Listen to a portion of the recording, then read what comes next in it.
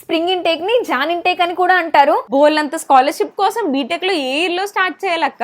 ఇది ఎంత గట్టిగా చెప్పినా అశ్రద్ధ చేస్తూ ఉంటారు చాలా మంది స్టూడెంట్స్, నేను చేసినట్టుగానే. కానీ మాస్టర్స్ చేస్తున్నప్పుడు మీ ఫ్రెండ్స్ తో మాట్లాడుతున్నప్పుడు అర్థమవుతుంది లేట్ గా అప్లై చేయడం వల్ల మీరు ఏమేం కోల్పోయారా అని. లాస్ట్ మీకు ఇంకొంచెం క్లారిటీ రావడానికి చిన్న ఎగ్జాంపుల్, యుఎస్ లో పరిచయమైన నా ఫ్రెండ్ కి 4 లక్షల స్కాలర్షిప్ వచ్చింది. తనకన్నా ప్రొఫైల్ నాది చాలా బాగున్నా నాకు అడ్మిట్ మాత్రమే వచ్చింది, స్కాలర్షిప్ రాలేదు. ఎందుకు అని రీజన్ తెలుసుకుంటే తను నాకన్నా ముందు మార్చ్ లో అప్లై చేయడం వల్ల స్కాలర్షిప్ వచ్చిందని తెలిసింది. తను ఒకరినే కాదు, తర్వాత చాలా మందిని అడిగాక తెలిసింది ఏంటంటే ముందు అప్లై చేసిన చాలా మందికి స్కాలర్షిప్స్ వచ్చాయని. సో కొంచెం త్వరగా అప్లై చేయండి, చాలా చాలా హెల్ప్ అవుతుంది. తర్వాత మీరే చెప్తారు. స్ప్రింగ్ కి అందరూ ఫాలో అయ్యే టైం లైన్ ఇది, కానీ ఆల్మోస్ట్ 10 లక్షల వరకు మిగిల్చుకోవాలంటే ఫాలో అవ్వాల్సిన టైం లైన్ ఇదనమాట. స్ప్రింగ్ ఇంటేక్ కి వెళ్ళిన స్టూడెంట్స్ కి దిగిన వెంటనే మంచు పడ్డం చూస్తారు, కానీ ఆ చలికి అడ్జస్ట్ అవడం కొంచెం కష్టం అవుతుంది. అదే సెప్టెంబర్ ఇంటేక్ వెళ్తే కొంచెం అడ్జస్ట్ అయ్యాక మంచు పడ్డం స్టార్ట్ అయితే ఎక్సైటింగ్ గా ఉంటుంది.